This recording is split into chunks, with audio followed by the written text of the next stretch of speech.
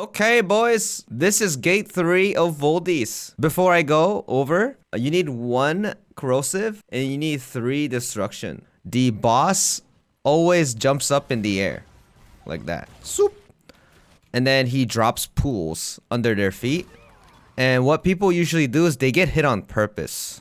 And the reason why you get hit on purpose is up to 5 stacks, you gain additional attack power. So people tend to get hit on purpose. But if you're progging though, I suggest you guys to just dodge it in the beginning. If you get burnt over 5 stacks, you don't get more attack power. It's capped to 5. And if you go over like 10 stacks, maybe like 14, 15, that's when you kind of lose like 15 to like 20k damage per tick. All you're going to do is you're going to push up to 140-ish, like 145, 144-ish. And he's going to phase immediately. So he's just going to jump away. And after he roars, what he's going to do, he's going to stomp the ground 4 times. And each stomp, a pillar is going to come down from the air. So look, 1, right? So 1. It's either plus position or is either X position. And then this is the second stomp. 2, 3, right? 3. This is the third one. And then 4. There is a bunch of ways to do this. There are multiple ways to do it. If you have voice comms, you can communicate accordingly. If you don't have voice comms, people use pings for it. For example, you kind of stand, let's say, times 3 plus 1. So if I'm number 2 in the list, I kind of stand at 7 o'clock.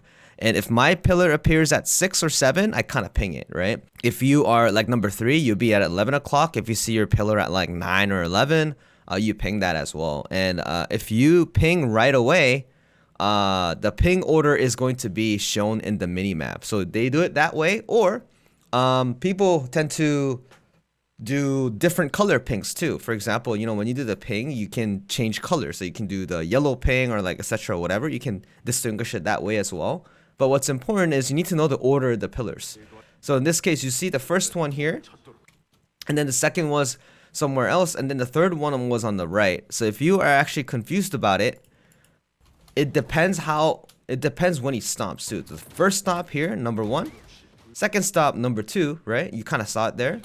Third stomp, number 3 over here, and then the fourth stomp, number 4. So it kind of comes in a rhythm case. So the goal is one of the characters going to be targeted, and you are going to do it like Valton, where you're trying to charges in, boom, and then he gets stunned a little bit. But every time he does that, he's going to drop stones from the ceiling, which is this blue marking. If you get hit by this, you get stunned. So when you're stunned somewhere, make sure you call for cleanse, or you won't be able to move for a while. And you actually see myself die a lot too, right? When I get hit by all these boulders, you can't move for a while, and then another boulder comes down, another boulder comes down. If you're playing like a squishy class, like 2 boulders will actually kill you. So with doing that, make sure you don't group up too much, so that let's say I'm standing here, and let's say my teammate is standing close to me, I'm gonna get hit by it, right? Generally, your position should be behind the pillar or like sideways to the pillar. You don't want to be in front of the pillar because the boss is going to hit you. And imagine you're knocked up on the floor, you're still targeted. Like you can randomly get targeted. If you're unlucky, you can get 4 times. Like, you can get targeted 4 times. So you see this here, I'm standing here, I see the boulders coming down, I stand a little bit behind, and I move accordingly like that, right? And then he just crashes in. Right, so there's the one here. And for corrosive, you can do it as soon as the 4th one is complete, but you can throw corrosive here if you want to. And then I throw my corrosive immediately after he does the crash. Because when he crashes the 4th pillar correctly, you're going to get a target mark for destruction. And this destruction is about 30 to 40. It's actually pretty high. But if you have a lot of characters that have good destruction, you can destroy his horns immediately. So here's an example of what happens if you fail. So this kind of stuff will happen very often. So you see this Scrapper was the target. He was doing a little bit of DPS, and then he got hit. He got hit by the boulder, so he's stunned. And the angle is a little off. You see that, right? So the boss kind of goes past it. So what happens is if you do it in a wrong order, or if you don't destroy the pillar that is supposed to be destroyed, this pillar explodes. So if you notice here, boom. You see that red sign, right? It explodes. And it knocks you off. If you're knocked off at the side, you actually go into the water too. And if it explodes the second time, it's an immediate wipe. So you just need to keep that in mind. If you happen to fail it, it's not the end of the world. And then other thing that you have to keep in mind is you see these pillars that spawn. make sure you keep looking at the minimap too. He can always do charge attacks. And there's a trick to charge attacks too. If you're a gun lancer, if you taunt him, it is very important for you to stand in between the pillars so that the boss will charge to you. So yeah, this is a perfect example as a gun lancer. Here, I'm gonna use my taunt, right? He's doing a pattern, right? I use my taunt, and he actually has a very high chance to do a charge attack if you do that. See this? So when he does a charge, he usually scratches his back, like scratches his back foot. He charges in, and then you have another chance to destroy his horns, which is the total amount of points that you need. And then if you do it again, just like Valton, where you destroy his armor. So we throw it there, and then the horns are destroyed. The reason why destroying these horns is so important is his patterns become so simple. Destroying his horns is the #1 priority to make this raid much easier for you guys. And after a couple times, he will grow his horns back. So the more often you destroy his horns versus like getting him stunned, it makes the raid that much easier. And if pillars stand still for a while, the pillars also explode. They explode when they're in place for a long time. And if you progress the fight long enough, what he does is he does a roar. He does a roar, and what he does is he spawns one of his pillars. We call them Cheetos, right? He grabs the Cheetos, and then he starts swinging at the players, and you'll see a dial here too. This dial means the amount of staggers you need to do before he throws the Cheetos at you. He does many animations. He does like an uppercut animation, so if you're on the side, you're generally safe. The reason why I died here is if you get hit by his pillar, you get a debuff. So you see this here. I got hit by his pillar, therefore I got a debuff, and this debuff stacks up 1 or 2 more times. If you're on item level and you have this debuff and get hit by his pillar once, you'll die immediately because it does more than 100k it does more than 100k damage. If you finish this dagger properly, he will fall down like this, and this is another DPS opportunity. So I want to go over some of the critical patterns that most people die to. Is he will lift up this pillar vertically like that, and then he will spawn pools under his feet, right? Fire pools, and these will explode. So when he's doing this, never get close to him and just dodge the explosions first, because this kills so many people because they don't realize it. And most of his pillar attacks are side safe. So you kind of see this here. This is like uppercut, and then there's another pattern where he swings it twice. He starts with the pattern too. This is a dangerous pattern. So you kind of see this here. He swings it twice. Boom. Boom. So it's back safe. But after that, he spins around 360 twice. So let's say you got a lot of burn stacks, right? Some of the patterns that he will do is he will cry up, and then the whole field will be yellow. So this one you can spacebar it to or super armor it to get in, but you can get hit by this on purpose to get out of the stage and do the drowning minigame like a con to wash yourself up. So that's in resetting your flame stacks. You're kind of like cooling yourself down.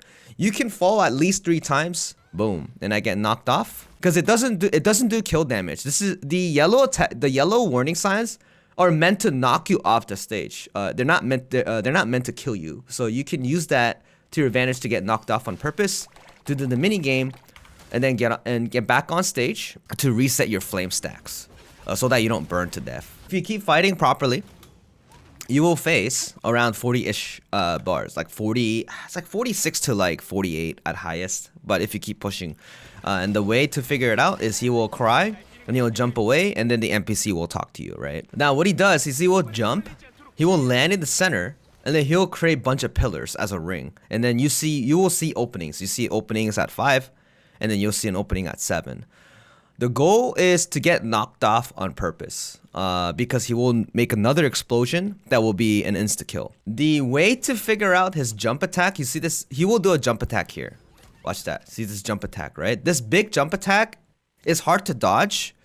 And the way how to dodge is if he stands middle, he will do a flame tornado, clockwise or counterclockwise. So you kind of see him doing the flame clockwise, right? That means he will rotate 90 degrees this way. So he's going to be making explosions on the 7 o'clock position. So basically the 1 o'clock position is empty. The cheese method for here is your support will either always use an awakening, that will make the first explosion not kill anybody, or you use DR, or you can do both if you're worried. So in this case, I'm here. We gather up in one opening. I use my DR to block the initial explosion, and then you stagger him to get knocked off. That's how you do it. This is the official way to do things. And after this particular mechanic, you just need to kill him. That's it. So this counter is actually really difficult to hit because what he does is he will wind up like this, and then he will swing his horns twice. And this particular animation knocks you off. That's why it's a little bit harder to land. You can hit it consistently if you stand just outside, just outside this range too. So he will scratch behind his feet once, and then he will do an uppercut like that. If the uppercut is hit by nobody, it's a counter follow-up attack. This is a counter follow-up attack. That's why the bard went up and then countered it. If the uppercut hits someone, it's just a regular uppercut.